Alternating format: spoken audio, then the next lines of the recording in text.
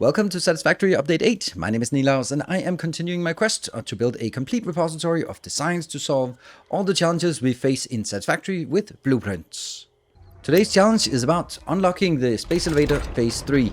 I always feel that this is such a roadblock when playing Satisfactory because of the quantities needed are high, the products are complex, and yet it's a finite amount you need, so is it really worth setting up 3 big dedicated factories just for this? Well, this challenge is no more thanks to the 3 blueprints I am presenting in this episode. If this sounds interesting, then hit the like button, subscribe to the channel, lean back and enjoy. The blueprints I create and present here will be available to everyone when Satisfactory Update 8 hits early access instead of the current experimental. If you want to get your hands on them immediately, then every blueprint I am using is immediately available to patron supporters. This is a little thank you from me as a reward for the people who choose to support the channel. But these will be available to everyone as soon as Update 8 is stable. We're going to start by taking a look at the requirements to unlock the Phase 3 and also get access to Tier 7 and 8. We're going to start by looking at it in here, Versatile Framework. We need 2,500 of this, and that actually corresponds to 15,000 steel beams. So start stacking those up because you're going to need a lot of those. Over here, modular engines, we are going to need some smart plating, which is something we need for unlocking Tier 2 or unlocking Phase 2. And then we also need a lot of rubber, like 15,000 rubber, and so also that might be something you want to get going on. And then this one is the toughest one, adaptive control, even though you only need 100. Then that means you need 100 heavy modular frames and 100 computers. Maybe you already have those, or maybe you just sort of handcraft those for the occasion, whether you have a factory for it or not. Now there's also here the automated wiring, 15 automated wiring for each of those. Actually adds up to an absolutely atrocious amount of cables. And I've actually found out that even though cables are more compact than wire, then it's better to use wire because wire stacks to 15 or to 500 per stack, and that would correspond to, if I convert it, then that would come to 250. One stack of wire would be 250 cables, and so there's a higher compression actually, even though it's a more basic product. So I'm actually going to use copper wire as input for this. The idea here is that I want to make sure that all these finish in the same time. So my baseline is 200 minutes. So I'm going to build a little factory that completes all of this in 200 minutes, another factory that completes all of this in 200 minutes, and another one that completes all of this in 200 minutes. And those are the ones we have over here already prepared. They are looking at a 4x4 grid here. That's the size of the blueprint, so that's what we're going to do. And they are each sort of a little bit different. They each have a sort of the same format. They have a format that says inputs go in on one side, and over on the other side we have the outputs. Whether you then take the output and use those as direct feeding into the space elevator, or you just have them in a box and then moving them, that's up to you. But at least I'm making sure that there are enough boxes to store all the items we need. There's also an opportunity to go inside if you feel so inclined and just look inside. We have lights, we have spaghetti, and that's basically what you can expect to have inside here, making sure that things go from the boxes where you place things and go up into the actual factory that is on top here. And this similarly for the next one, where it gets a little more advanced. We have more items in here. There we go. Those are coming in. And on the other hand, we are also getting stuff outbound. Here it's only 500 of the modular engines.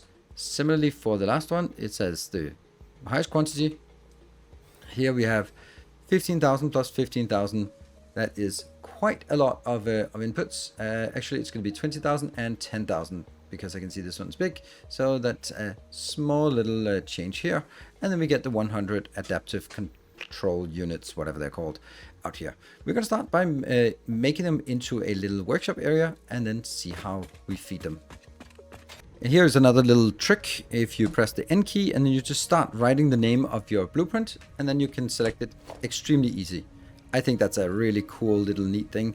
And we're going to go like this. I am going to just make sure that we have it exactly aligned to this corner. And there we go. So we are now building this. Obviously, it's not going to work because it's not powered. But we'll just have a look at what it makes. Each of these are making modular frames. You can see that I've sped them up here. So it makes 6.25. That means it makes 11.5 per, or 12.5 per minute here. And that means over 12 minutes, it is going to make, or over 200 minutes, it will be making exactly the 2,500 we need, because there are 2 of these. So we had to make 2 of these in order to make it fast enough. And then we can see here, and this is kind of one of the annoying things, that when you place a blueprint, it doesn't light up. And we can then sort of input all the stuff in here. And I have prepared these, of course, in advance. And whether you bring this in from your factory or you bring it in from like this, where you've already stacked it up, that is totally up to you. But it works now. As all you need to do is hook up the power, and then it starts working. Let's take a look at the next one. Again, here, since we already have typed in phase, and then we know that it's phase 3, then modular engines is the next one online, and we are going to go again, align it to the corners. That is how easy it is. You can also just make them flush against each other, but I don't think that's much need for it. Here we have the modular engines. This is producing at 2.5, so you need 500 divided by 2.5 is 200 minutes. So this is exactly enough to get all this going in 200 minutes. And again, we're going to do this to get things operational again, to just see what's on the sign so we can put in the right things. And then we can go in here, get that, and inbound. Here, and inbound. Here, and inbound. Now they will start going out on belts when you do this, so if you make a mistake, it's going to be really annoying. It's probably easier just to remove the blueprint and set it down again. Again, as soon as you hook up some power, it will start working. And then the 200-minute count is starting. What I can do is, yeah, we can do that a little bit later. And then we need the last one. Press N to get this, and adaptive control. That will go into this location. And here. And again, what we'll do is we'll take all of these. You have to press them. There, and we can then get stuff in and put it inbound. I'm kind of making this to be absolutely clear on how it works, just to also give you an idea about it, because you insert something and you're kind of not sure if you insert exactly the right number or you're missing a little bit. So I want to make it as stringent as possible in this regard here, and that one as well. There. So now we have everything into all of these as we need. Up here, this is a bit different, because this is actually only working at half speed, because they only need 100. So we are producing 0.5 per minute, so over 200. The reason why is because if we look at it, we are needing 3.75 automated wiring per minute. Then automated wiring is produced over here. Even in speeding up, it comes up to 3.75 automated wiring, and that require 75 cables. 75 cables is being produced on site here, from 150 wire into that. So this is what I meant when I say I could bring cables in, but if I had to bring cables in, then it wouldn't actually fit into 2 of the large boxes here. 2 of these boxes, I would have to have 3 boxes, and then it got all messed up. So this is actually a way, sometimes you have to make some compromises, but hey, you also probably have been crafting those wires since the beginning of the game, so just getting a modest 30,000 of those should be easy peasy. So at this point, all we need to do is hook it up to the power, and then we'll start seeing it chug along. And so we're ready to hook it up to power, and we see that the whole thing gets started. They're all turning yellow because they are starting to work. We're going to start looking at this location because this is the easiest one to access and take a look at.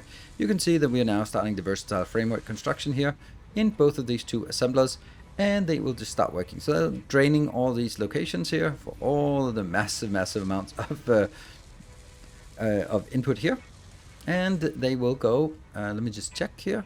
Yeah, we're easily consuming this, and they will then go into these locations. The reason why I split into 3 is because we actually need too much to fit into 2 locations, because they only stack to 50 per stack. So that is why I did that. Over here, let's have a look at it. This is making the smart plating, which we needed for the first one, but I'm making it a dedicated here, and then bringing it together with the other things, the motors and the rubber, into here and make the modular engines. Let's have a look if we have any modular engines yet. No, we do not. So either there's a problem or it is coming in seconds. There we go, 1 modular engine. We just need this one to run a little longer, 200 hours. Over here, this is the most complex one. This is the one where we take the wire in. We take 150 wire per minute in, and we make 75 cables. The 75 cables get combined with the stator to make the automated wiring, 3.75 per minute. and that comes into here, and you can see it's going to take a little bit of time to get in here. So when I say that it takes 2 minutes, 200 minutes, then it also takes sort of the startup time, but yeah, who's counting? This means that you just leave this running, you wait 200 minutes, and then instead of just having a 200-minute long video, we can just wish away our troubles and then be ready to hook it all up. And with a quick whoosh, we have passed our time. We got 100 here. And we go simply over to the next one. We got 500 here, and we get into each of these that will have something and something and something that equals 2,500 each. We can then go back to our location here, back to the space elevator, and throw them in and unlock the next tier. That is kind of the whole point of this, and we just wanted to sort of wrap this up while we wrap up the video. So thank you very much for watching. I hope you enjoyed this. I hope you found it useful, and I hope that you think that this is a good way of just solving that problem once and for all. Now you never need to make those factories again, and you can then move on with making more important factories like heavy modular frames or computers, as is some of the things that we want to look at in the next episode. So that is, I think that's super valuable that we can sort of get this sorted, and off we go with the Space Cantina. Thank you for watching. I hope you enjoyed it. Until next time, take care. And as always, stay effective.